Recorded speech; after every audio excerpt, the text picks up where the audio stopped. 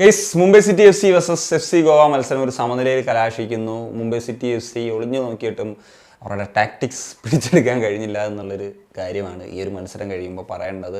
ഒരു 1-1 ഡ്രോയിലാണുള്ളത്. തോറ്റില്ലെങ്കിലും ഒരു സമനില സ്വന്തമാക്കാൻ സാധിച്ചു. എഫ് സി ഗോവയെ സംബന്ധിച്ചിടത്തോളം അവർ വളരെ ടഫായിട്ടുള്ളൊരു സമയത്തൂടെയാണ് കടന്നു പോയിക്കൊണ്ടിരിക്കുന്നത്.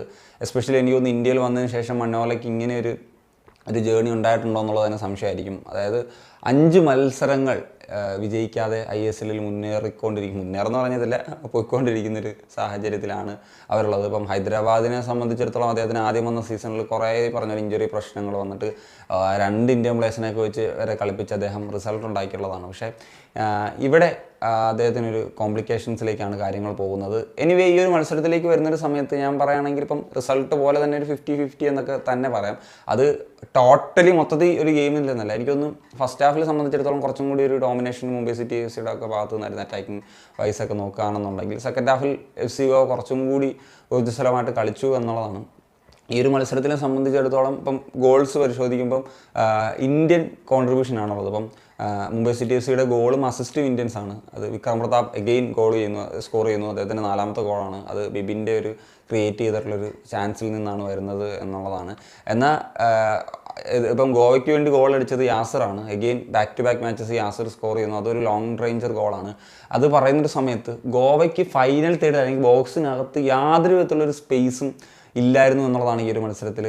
ഇപ്പം Mumbai city F C defence എത്രത്തോളം സ്ട്രോങ് ആക്കി എന്നുള്ളതിൻ്റെ ഒരു ഉദാഹരണമായിട്ട് നമുക്ക് പറയേണ്ടത്. അതുകൊണ്ട് തന്നെ യാസർ ആ ഒരു ലോങ് റേഞ്ചിൽ ഗോളിൽ നിന്നാണ് ആ ഒരു ഗോൾ കണ്ടെത്താൻ സാധിച്ചത്. അതല്ലാത്ത എല്ലാം ബ്ലോക്ക് ചെയ്ത് പോകുന്ന ഒരു സിറ്റുവേഷൻ ഉണ്ടായിരുന്നു. അതുകൊണ്ട് തന്നെയാണ് ഈ ഒരു മത്സരത്തിൽ ബെസ്റ്റ് പെർഫോമൻസ് തന്നെയാണ് തിരി എന്ന് പറഞ്ഞിട്ടുള്ള മുംബൈ സിറ്റി എഫ് സിയുടെ താരം കാഴ്ചവെച്ചത് എന്നുള്ള കാര്യം നമുക്ക് നിസ്സംശയം പറയാനായിട്ട് സാധിക്കും.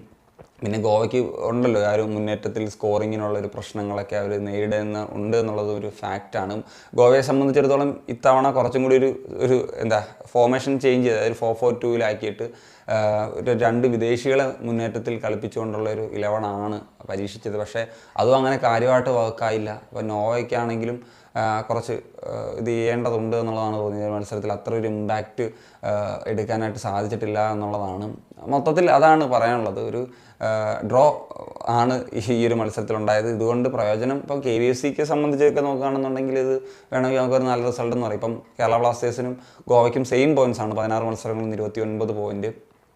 അതുപോലെ തന്നെ മുംബൈ സിറ്റി എഫ് സി ആയിട്ട് ഒരു ചെറിയ ഡിഫറൻസുള്ളൂ. അതായത് 32 പോയിൻ്റാണുള്ള അവർ സെയിം മാച്ചസ് കളിച്ചിട്ട് അവർ 2ാം സ്ഥാനത്ത് നിൽക്കുകയാണ്. അപ്പം അത് ആക്ച്വലി ആ ഒരു പോയിന്റ് ഡിഫറൻസൊക്കെ കുറയ്ക്കാനൊക്കെ ഈ ഒരു ഡ്രോ സഹായിച്ചു എന്നുള്ളതും ഒരു ഫാക്റ്റായിട്ട് പറയാം. ഈ ഒരു റേസിൽ ഇനി KVFC ആയിട്ട് നിന്നാൽ മതി. So that's it guys. അപ്പം ഇതൊക്കെയാണ് ഈ ഒരു മത്സരത്തെ പറ്റി എടുത്ത് പറയേണ്ട ഒരു fact. Indian players goal contribute ചെയ്തിട്ടുള്ളൊരു മത്സരം ഒരു മത്സരമായിരുന്നു. പക്ഷേ 2 ഗോളുകൾ മാത്രമേ ആ ഒരു മത്സരത്തിൽ മൊത്തത്തിൽ പറഞ്ഞിട്ടുള്ളൂ എന്നുള്ളതാണ്. അപ്പം എന്താണ് ഈ ഒരു മത്സരത്തെ പറ്റിയുള്ള നിങ്ങളുടെ ഒപ്പീനിയൻ ഉറപ്പായിട്ടും കമൻസ് എഴുതുക. കരിക്കാണെന്ന് വെച്ചാൽ സനിയ.